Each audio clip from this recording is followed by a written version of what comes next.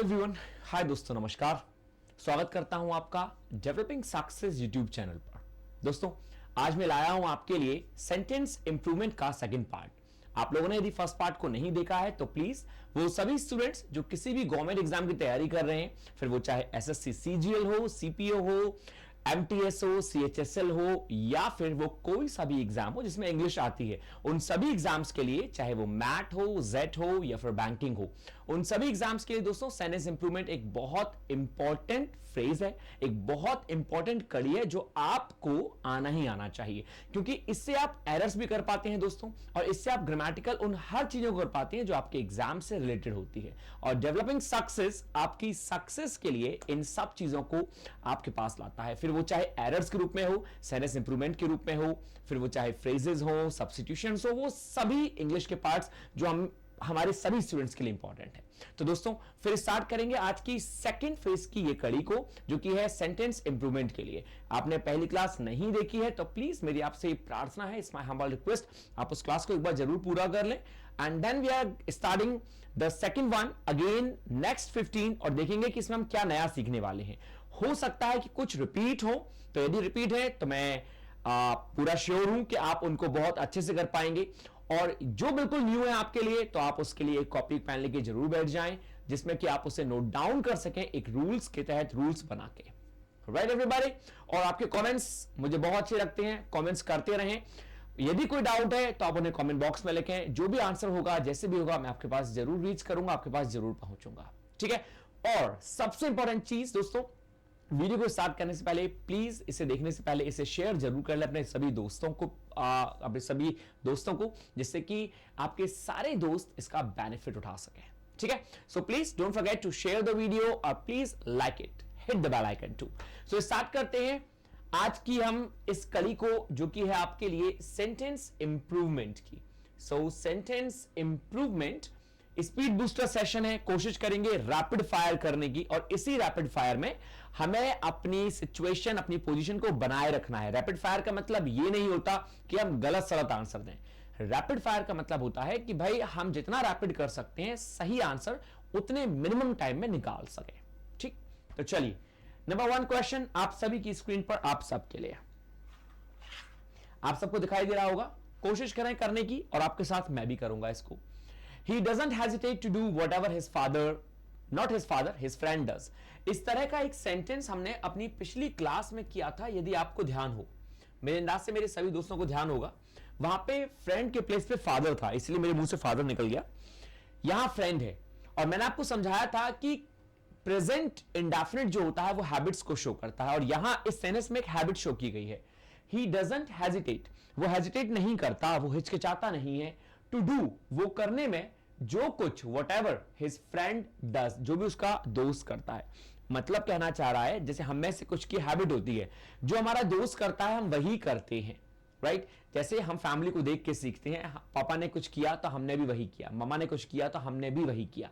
Same हमारे जो दोस्त करते हैं, हमें अच्छा लगता है तो हम भी वही करते हैं। तो habit always comes in present indefinite. तो इसका मतलब ये हो गया, यहां डजंट है, ये प्रेजेंट इंडेफिनिट में आता है, यहां पे डज है, ये भी प्रेजेंट इंडेफिनिट में आता है। तो दोनों अपने आप की पोजीशन को बनाए हुए हैं। So it means no improvement is the right answer.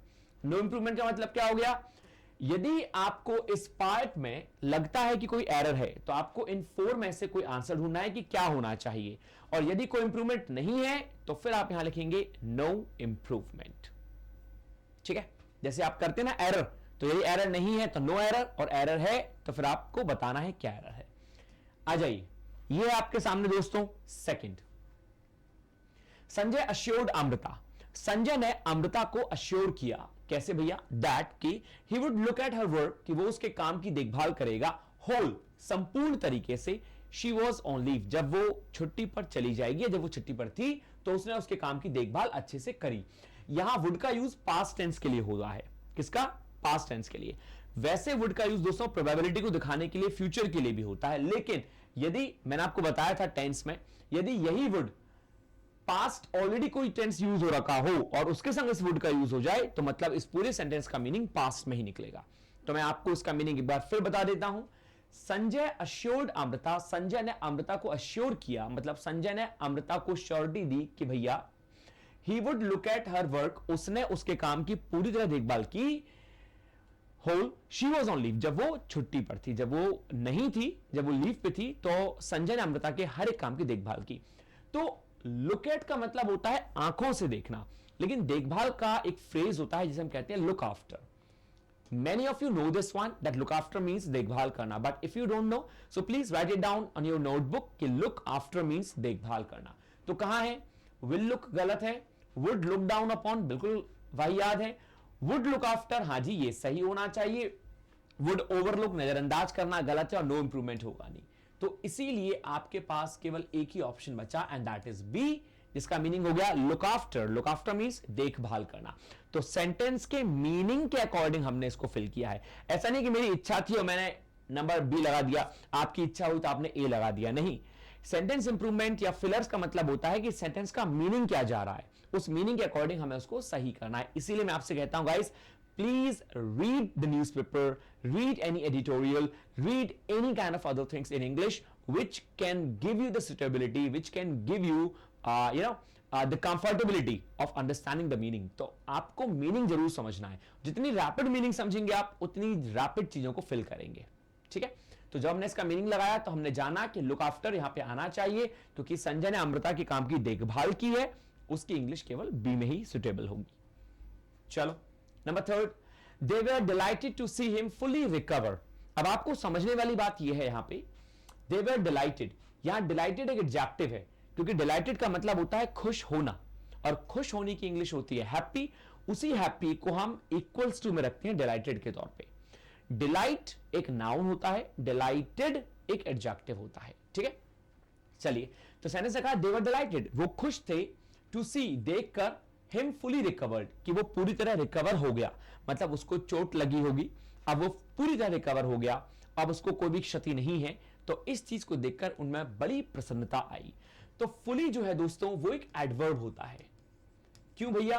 क्योंकि एलवाई लगा हुआ है, और हमने पढ़ा है कि 99% टाइम वो वर्ड जो एलवाई वाले होते हैं वो एडवर्ब कहलाते हैं। ठीक है, और एडवर्ब जो है वो डिफाइन करता है वर्ब को, एडजेक्टिव को और खुद को, एडवर्ब को।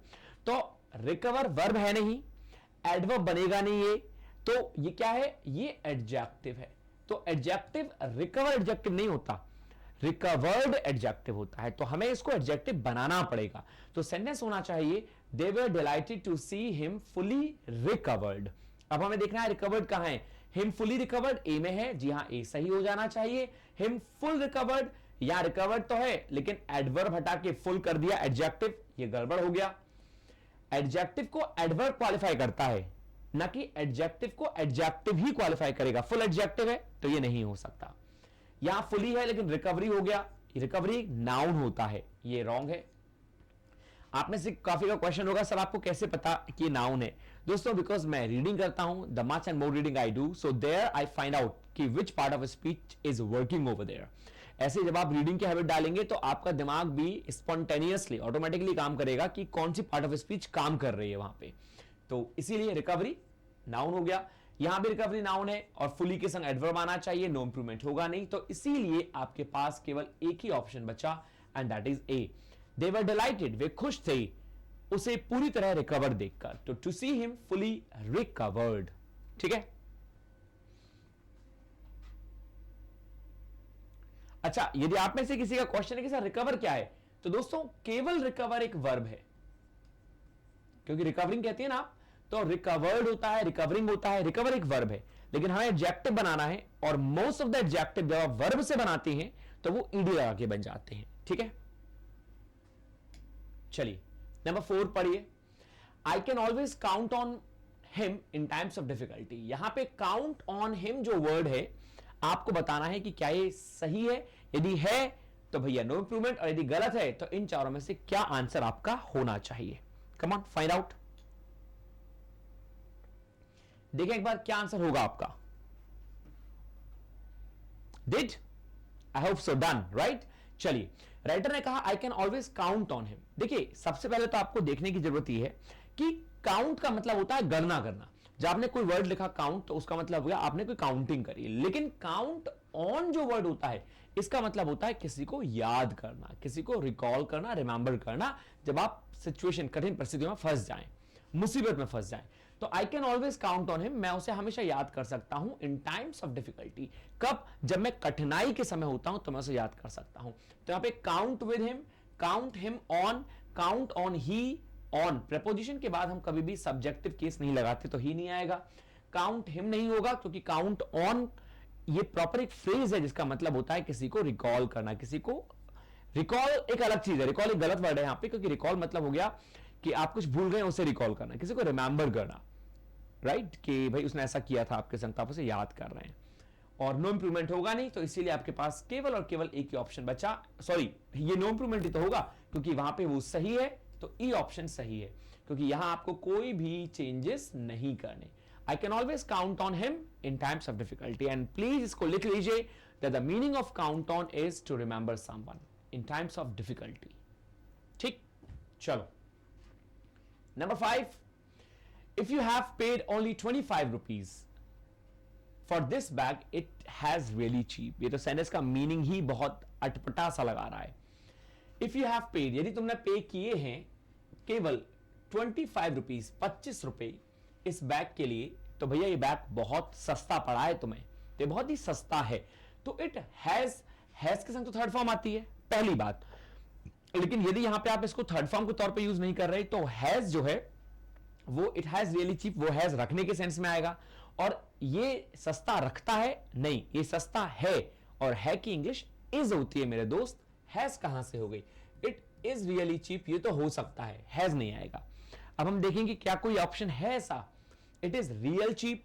देखो चीप एक एडजेक्टिव है, तो एडजेक्टिव के संग रियल तो आएगा नहीं, क्योंकि एडजेक्टिव को मैंने आपको अभी इससे सेकंड दो पहले बताया था कि भैया एडजेक्टिव को एडवर्ब डिफाइन करता है, तो एडवर्ब होना चाहिए, ये गलत हो गया। इज रियली चीप ये हम कह ही रहे हैं, ये होना चाहिए।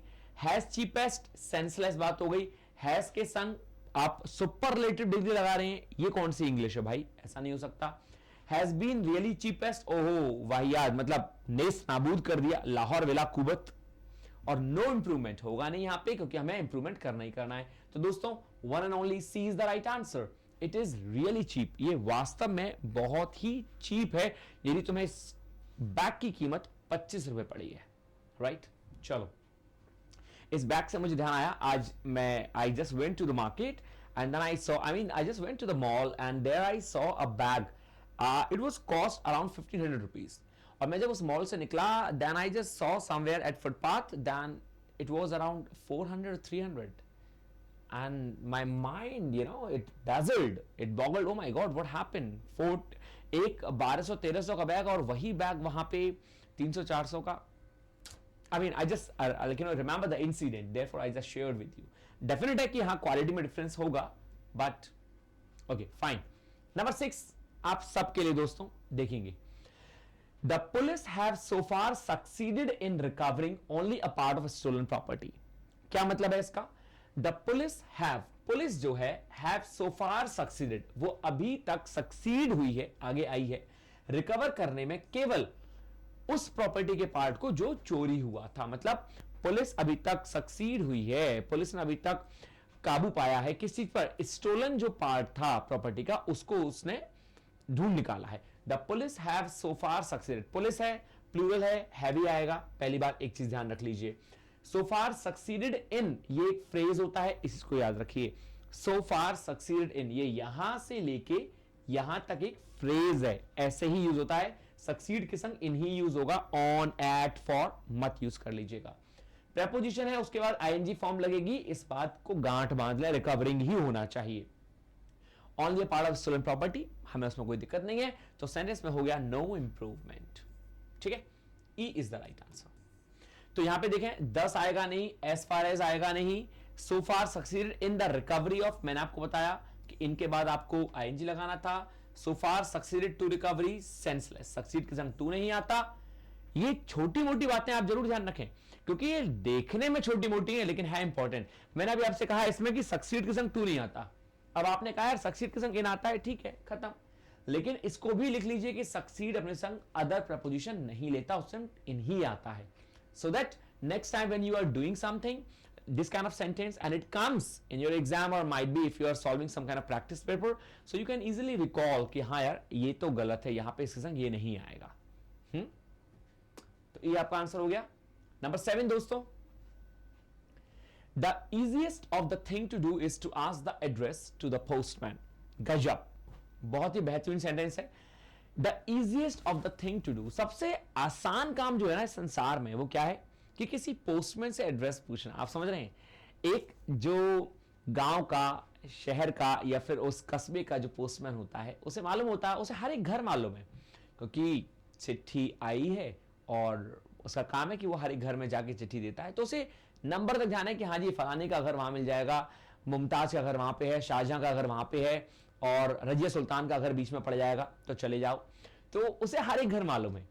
तो ये संसार का सबसे इजीएस्ट काम है, आप पोस्टमैन से बस एड्रेस पूछ लें. तो वही राइटर ने कहा the easiest of the thing to do, सबसे आसान काम जो करना है वो क्या है, टू आस्क, पूछना, द एड्रेस, एड्रेस को पूछना, टू द पोस्टमैन, पोस्टमैन से. तो सबसे पहले आप ये देखिए the easiest of the thing, ये जो इजीएस्ट से सेंटेंस स्टार्ट होते हैं ना, इजीएस्ट मतलब superlative degree, easy, easier, easiest.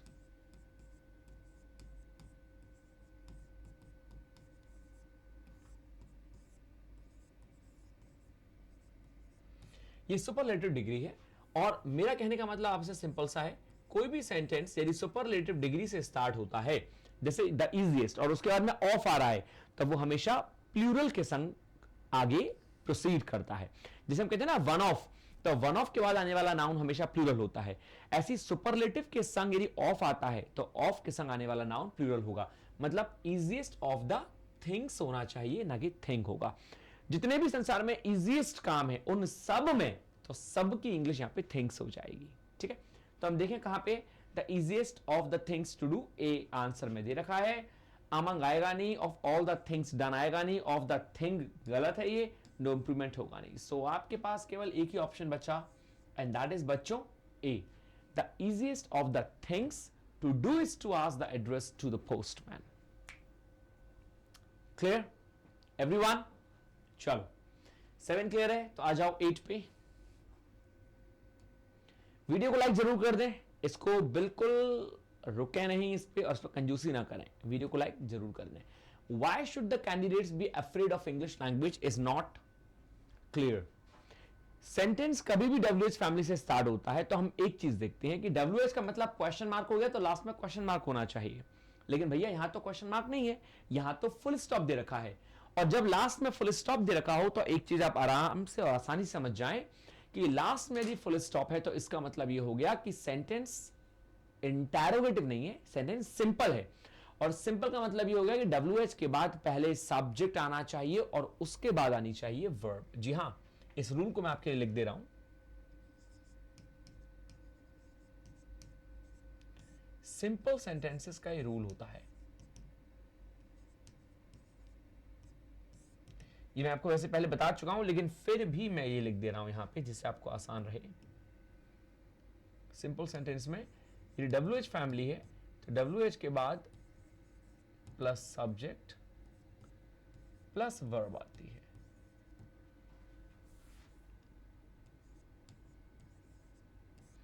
ये आपका सिंपल सेंटेंसेस का रूल हो गया. ठीक है, और इंटरोगेटिव का रूल क्या होता है भाई, उसको भी लिख देते हैं यहां पे.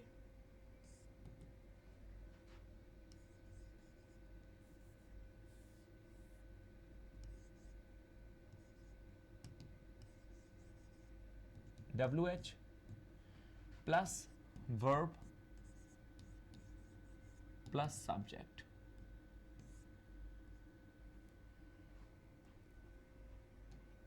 ये हो गया आपका इंटरोगेटिव का.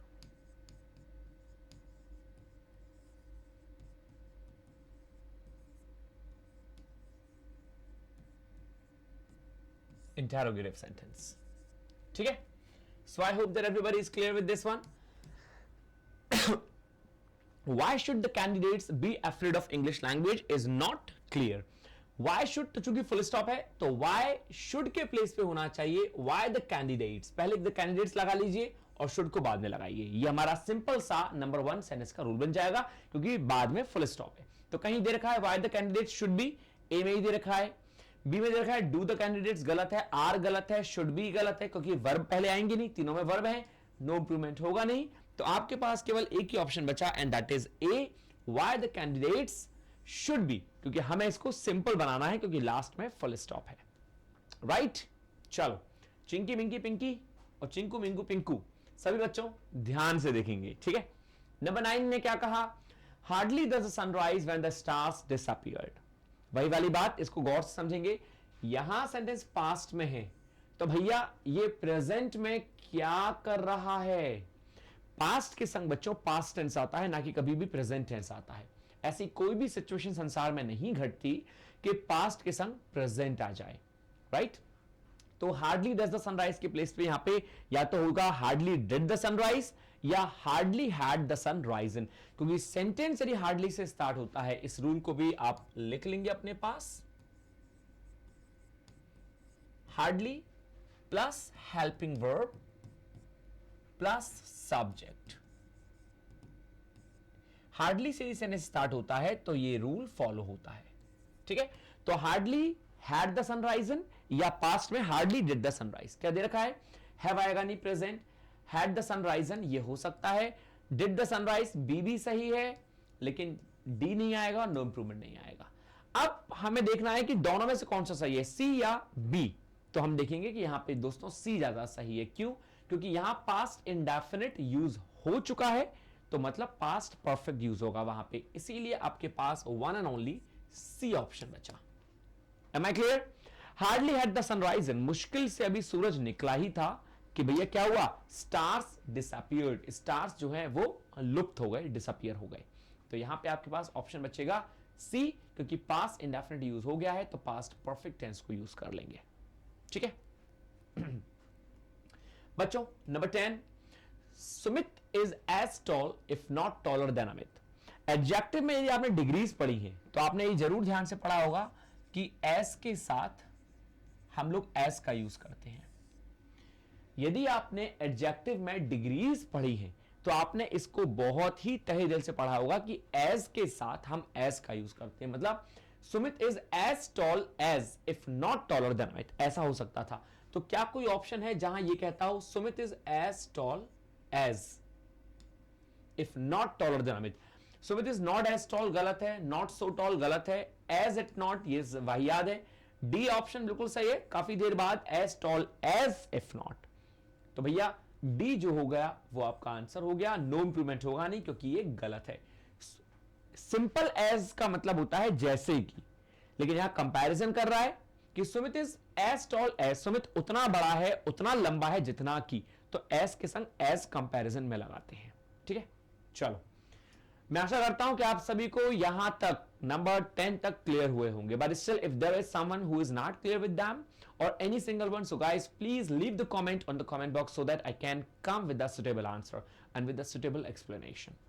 नंबर 11, बच्चों our misunderstanding could clear only after subsequent experiences. हमारी जो मिसअंडरस्टैंडिंग है वो क्लियर की जा सकती है कुछ एक्सपीरियंसेस के साथ, सब्सिक्वेंट एक्सपीरियंसेस, कुछ आने वाले एक्सपीरियंसेस। हम एक्सपीरियंस जब लेते हैं तो उसके बाद हम समझते हैं कि यार ये मिसअंडरस्टैंडिंग ना इस कारण से हो गई थी, यार गलत हम ही थे, दोस्त तो हम बेकार में किसी और को दे रहे थे। तो राइटर ने कहा आर मिसअंडरस्टैंडिंग कुड क्लियर, ये सेंटेंस सेंसलेस हो जाएगा क्योंकि इस सेंटेंस का मतलब है आर मिसअंडरस्टैंडिंग कुड क्लियर, हमारी मिसअंडरस्टैंडिंग क्लियर कर सकती थी। मिसअंडरस्टैंडिंग कैसे क्लियर करेंगी, ना हमारी मिसअंडरस्टैंडिंग क्लियर हो सकती थी। तो सेंटेंस होना चाहिए our misunderstanding could be cleared. अब हमें देखना है कि क्या कोई ऐसा सेंटेंस दे रखा है, कुड हैव क्लियर्ड सेंसलेस है, कैन बी क्लियर गलत है, कैन क्लियर गलत है। क्योंकि ये गलत क्यों है, क्योंकि can be cleared, can be के संग पैसिव वॉइस बना रहे हैं तो क्लियर्ड होना चाहिए, इसलिए गलत हो गया। कुड बी क्लियर्ड, जी हाँ ये दे रखा है बी, जो हमें चाहिए था बी दे रखा है, ई गलत है, तो बी जो है वो आपका सबसे सटीक आंसर हो गया। हमारी मिसअंडरस्टैंडिंग जो है कुड बी क्लियर्ड, क्लियर की जा सकती थी एक सब्सिक्वेंट एक्सपीरियंस के बाद, ठीक है। चलो meditation has used in every part of the world. Same उसी तर्ज पे है ये सेंटेंस जिस तर्ज पे अभी अभी हमने पहले वाला किया था। मेडिटेशन यूज कर चुका है। मेडिटेशन आपने कभी सुना है कि मेडिटेशन ने यूज किया है? भाई लोग मेडिटेशन को यूज करते हैं, योगा करते हैं आप सभी, तो मेडिटेशन आपको यूज कर रहा है या आप मेडिटेशन को यूज कर रहे हैं? हम मेडिटेशन को यूज करते हैं। तो मेडिटेशन हैज यूज नहीं, ये पैसिव वॉइस बनना चाहिए। यदि हम किसी चीज को यूज कर रहे हैं तो वो पैसिव वॉइस में आएगी। मेडिटेशन हैज बीन यूज्ड, ये कुछ ऐसा होना चाहिए था।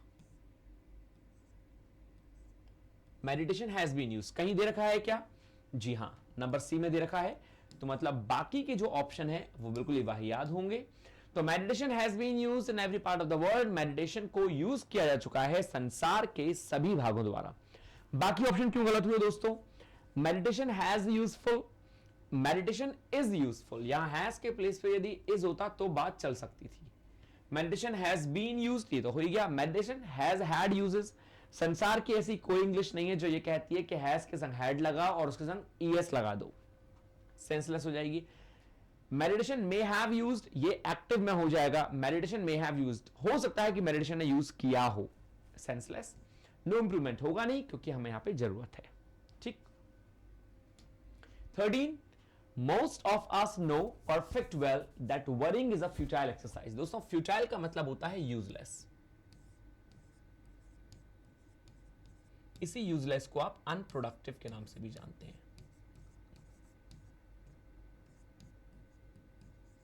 इसी अनप्रोडक्टिव को आप फ्रूटलेस भी कहते हैं।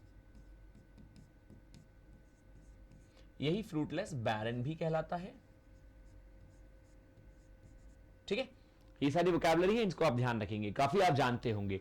Futile means useless, unproductive, fruitless या बैरन। ठीक है, so most of us no perfect well, हम में से बहुत सारे लोग परफेक्ट रूप में जानते हैं कि चिंता करना ये बेकार की एक बात है, मतलब बेकार की चीज है, हमें चिंता नहीं करनी चाहिए।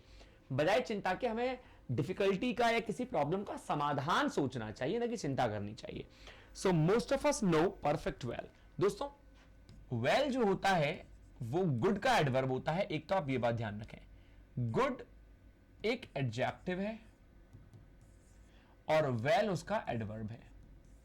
ठीक है, और एडवर्ब को क्वालिफाई एडवर्ब ही कर सकता है, कोई और नहीं कर सकता। परफेक्ट एक एडजेक्टिव है, तो चूंकि परफेक्ट वेल को क्वालिफाई कर रहा है तो ये एडजेक्टिव नहीं, ये एडवर्ब बन जाएगा। तो इसीलिए इस परफेक्ट को होना चाहिए परफेक्टली।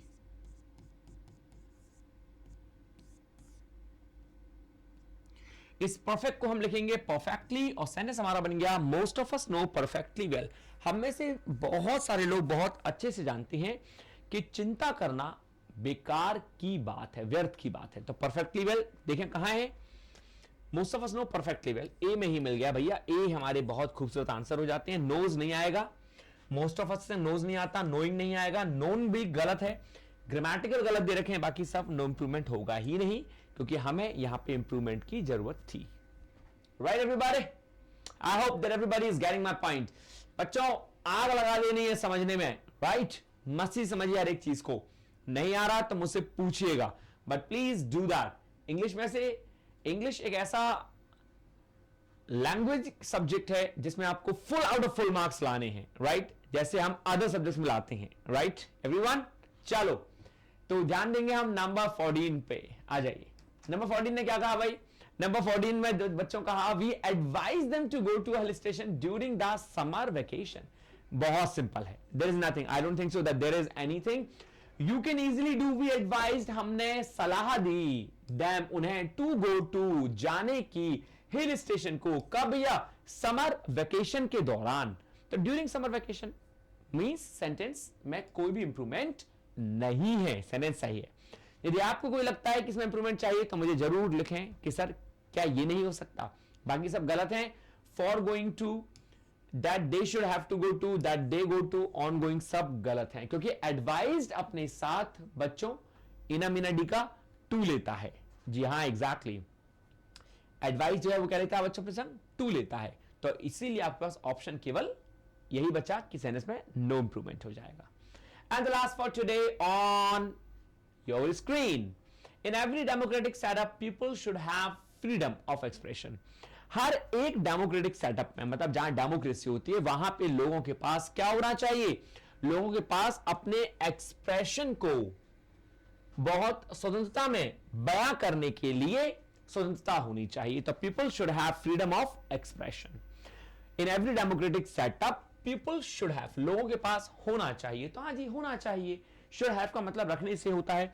तो माइट हैव संभावना के लिए, मे हैव पॉसिबिलिटी के लिए, शुड हैड गलत है, वुड हैव हैड गलत है, नो इंप्रूवमेंट। अरे हाँ, जब कुछ नहीं है तो फिर भैया नो इंप्रूवमेंट, मतलब इसका आंसर भी ई हो जाएगा। No improvement is the right answer. I hope that everybody got the point कि हमने ई इसका आंसर क्यों लगाया। ठीक है, यदि आप सबको बहुत अच्छे समझ में आए हैं दोस्तों ये सारे के सारे 15, तो प्लीज मुझे कमेंट बॉक्स में जरूर लिखें। ये थे आज के, फिनिश करते हैं आज की इस क्लास को यहीं पे। मैं आशा करता हूं कि बहुत ही मस्त और स्वस्थ होंगे आप, और बहुत ही अच्छे से समझा होगा आपने हर एक सेंटेंस को, हर एक वर्ड को। अपनी कॉपी में आपने जो भी नोट डाउन किया है उसे प्लीज रिवाइज करें, और नोट डाउन नहीं किया है तो दोस्तों इस वीडियो को रिवाइंड करके देखें दोबारा कि क्या चीज ऐसी थी जो आपके लिए बिल्कुल न्यू थी, और उसे प्लीज रूल बना के अपनी कॉपी में जरूर लिख लें, बिकॉज इंग्लिश नीड्स प्रैक्टिस। वैसे तो सभी सब्जेक्ट्स को प्रैक्टिस जरूरत होती है, लेकिन इंग्लिश में आपको रूल्स बनाने पड़ेंगे। Make the rules, write them down and then do the practice. That is the only remedy which I can tell you. ठीक है, तो अभी ये करें, फिर मिलते हैं अपनी नेक्स्ट क्लास में दोस्तों एक नई चीज के साथ, नई सब्जेक्ट के संग, जो आपके मार्क्स को गेन कराती है। दोस्तों इंग्लिश का मेन यहां पे आपको फायदा, लाभ डेवलपिंग सक्सेस क्लास में यही है कि आपको मैं वही करा रहा हूं जो अभी हाल फिलहाल के एग्जाम्स में आए हुए हैं और जिनके आने की संभावना बहुत है। मैं अभी शुरू से आपको कोई चैप्टर नहीं करा रहा कि मैंने आपको कोई चैप्टर स्टार्ट करा दिया, noun, adjective, verb, adverb, narration, active passive, नहीं। Reason behind it only what, because अभी स्टूडेंट्स के कुछ हाल फिलहाल में एग्जाम चल रहे हैं, तो वहां स्टूडेंट्स को एक अल्टीमेट गेन होना चाहिए, प्रॉफिट होना चाहिए। और सबसे इंपॉर्टेंट बात, पढ़ने से ज्यादा दोस्तों आप एक्सरसाइज यदि करेंगे तो उसमें ज्यादा लाभ होगा। ये आपको एरिया पे इनिशियल पॉइंट पे है तो आपको बाद में महसूस होगा। वो लोग ज्यादा एग्जाम पास करते हैं जो प्रैक्टिस पेपर लगाते हैं, बजाय उनके जो पढ़ते हैं। तो पढ़ना है जब टाइम है, वरना हम प्रैक्टिस करें सबसे ज्यादा। So we are doing practice here of most of the questions which have already come in the exam. ठीक है, फिर हम जल्दी स्टार्ट करेंगे चैप्टर्स को। So that's it for today. Don't forget to miss me. But important part, please video को जरूर share करें और लाइक जरूर करें इसे। Thank you दोस्तों, and please leave the feedback for me. Stay happy, stay healthy and stay hungry. नमस्कार।